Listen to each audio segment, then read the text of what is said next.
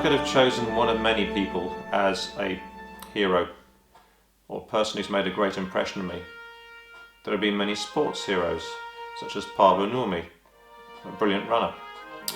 Great writers, film directors, actors, even YouTubers such as Rick Beato, who explains all about music. Or Laura Decker, the youngest person to ever sail around the world, who left aged only 14 and finished her journey aged 16. Instead, I've chosen Sir Ernest Shackleton, who was a great Antarctic explorer who made one of the most dangerous journeys ever.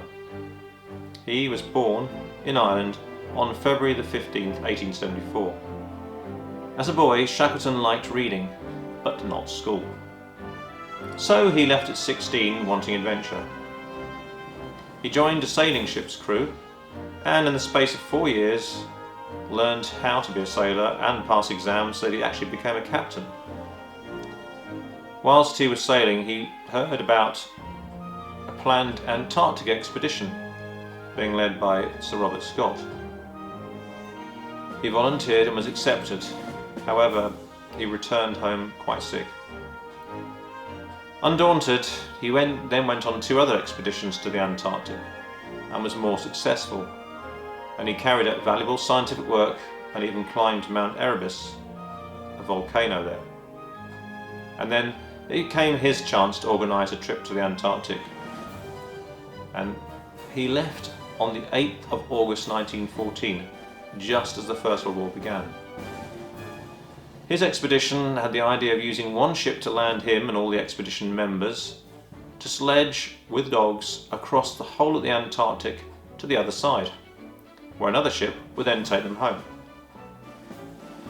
However, disaster happened when the ship that he first went on, the Discovery, got trapped in the ice and gradually got crushed by the ice and sank.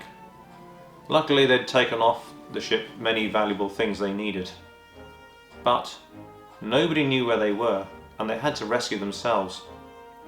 So Shackleton organised the crews to pull the ship's boats that were filled with tents, food and fuel, and they used them as sledges on the ice, and then they briefly rowed them in the open sea to reach Elephant Island, where elephant seals were living.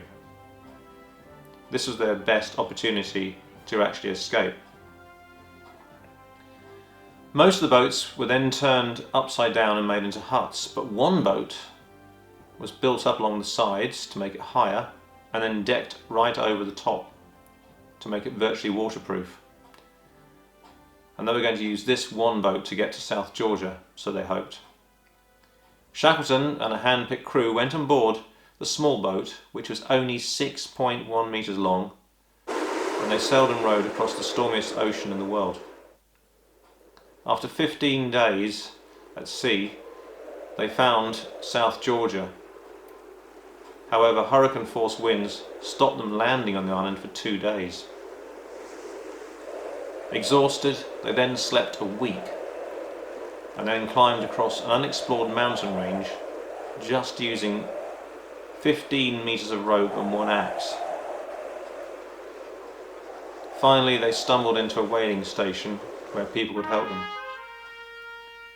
They were helped and they went across to the mainland and Chile, where they were able to borrow a tugboat from the government, where they went back to Elephant Island, and an emotional rescue picked up the entire crew that were left on the 30th of August 1916, 2 years after they'd left England.